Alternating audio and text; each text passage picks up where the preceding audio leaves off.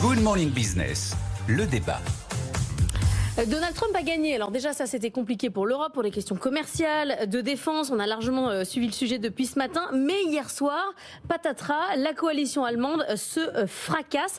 Qu'est-ce qui est pire pour l'Europe dans ces deux nouvelles, Nicolas ? Je pense que la crise allemande est plus importante pour l'Europe et pour nous. Parce que il y a deux formules qui ont retenu mon attention, qui viennent d'Institut économique en Allemagne. Ils parlent d'une crise structurelle interne de l'Allemagne. Crise structurelle, et la Fédération allemande de l'industrie parle d'un changement d'air dans la relation transatlantique. C'est pas on va voir comme en 2025, mais 2026 ça ira mieux. Alors là, on a l'explosion de la coalition en Allemagne. Le SPD avec les Verts perd la majorité au Bundestag. Il leur manque 43 voix s'ils n'ont plus les 91 élus libéraux. Il y a eu deux phénomènes équivalents au XXe siècle, en 1966, 1982. Chaque fois, ça a tenu quelques semaines, et le chancelier a dû laisser la place. Donc c'est très probablement ce qui va se passer. Sans doute que les députés du Bundestag vont appeler à des élections anticipées mi-janvier, et on aura des élections en Allemagne qui ne vont pas attendre la date normale de septembre 2025. Mais c'est vrai que cette crise politique, ajoutée au changement d'air dans la relation transatlantique et à la crise structurelle interne de l'Allemagne, pour moi ça veut dire que la signature de l'euro est quand même très fragilisée. En plus, vous savez, quand vous êtes vraiment dans la mouise, vous cherchez d'abord à rester vous la tête hors de l'eau avant d'essayer d'aller voir si les petits copains s'en sortent. C'est un réflexe très humain. Je pense qu'il y a un risque de repli de l'Allemagne un petit peu sur elle-même, et surtout la signature de l'euro est fragilisée. La Chine n'étant plus le premier partenaire commercial de l'Allemagne, ça s'apprêtait à être les États-Unis. Automobiles, médicaments, machines-outils. Allez voir les chutes de Mercedes et de BMW à Wall Street hier, et on a un institut de l'économie allemande à Cologne qui a fait une projection.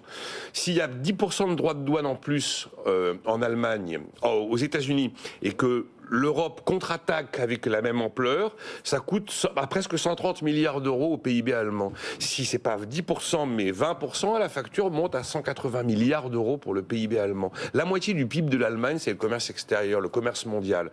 Donc, oui, la fragilité de la signature de l'Allemagne, de l'euro aujourd'hui, ça m'inquiète davantage que Donald Trump, qui, oui, va pénaliser les vins et spiritueux français, mais par exemple, ne pose pas de problème particulier à l'automobile française. Non, il s'en fiche même d'ailleurs. Voilà. Jean-Marc. Non, moi je pense que c'est plutôt Donald Trump qui est inquiétant. En Allemagne, le problème de l'Allemagne, c'est, pour moi, il y a deux choses qui sont frappantes en Allemagne. C'est aux dernières élections, l'Allemagne de l'Est ne vote pas comme l'Allemagne de l'Ouest. La césure est toujours là. L'Allemagne de l'Est vote AfD, et surtout elle vote pour des anciens responsables du Parti communiste est-allemand. Il y a les figures de proue, c'est les anciens. Alors ils ont vieilli, donc c'est les anciens jeunes communistes responsables des jeunesses communistes des années 80 qui sont en train de devenir des figures de proue de la vie politique en Allemagne de l'Est. Donc il y a un vrai problème qui est le fait que la réunification n'est toujours pas accomplie. Et le deuxième élément, c'est que l'Allemagne, c'est 84 millions d'habitants, et en 2050, d'après les projections des Nations Unies, ce sera 78 millions d'habitants.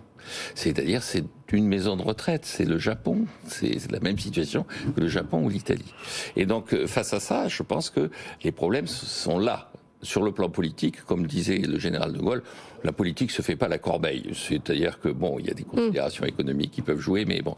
Et donc, pour l'Allemagne, cette capacité à gérer son vieillissement repose sur la même stratégie que les Japonais, c'est-à-dire des excédents extérieurs, 250 milliards d'euros d'excédents extérieurs, qui sont appuyés sur le fait qu'un effort d'épargne colossal, y compris de l'État, un déficit budgétaire de 1,6%. Ça va subsister. En revanche, le problème pour l'Europe, d'une façon générale, c'est que s'il y a, et donc c'est ce que disait Nicolas, s'il y a des mesures protectionnistes qui mettent en place, ça va coûter très cher. Ça va coûter cher. Ça va briser effectivement cette logique et cette dynamique des excédents.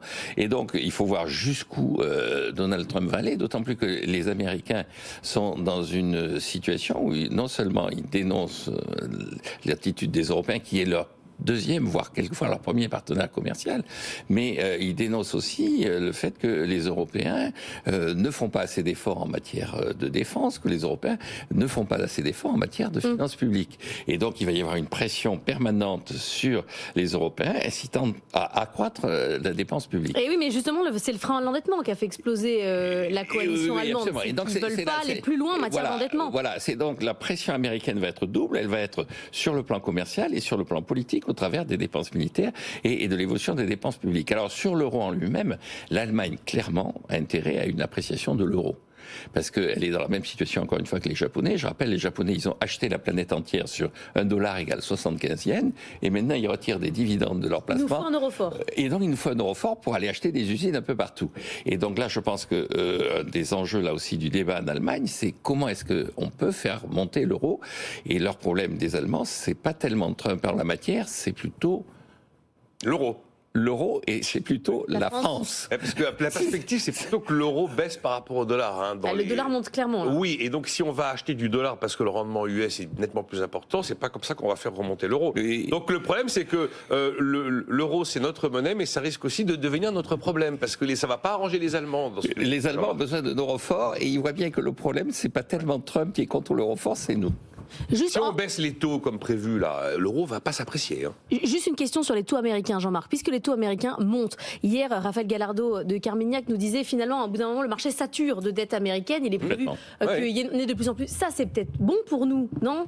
Oui, le marché sature complètement de dette américaine. Les États-Unis, vous savez, dans mon grille de lecture pays détenteur, pays détenu, les Américains sont le pays le plus détenu. Et donc, effectivement, il y a énormément de dollars en circulation. Ces dollars cherchent à se placer aux États-Unis.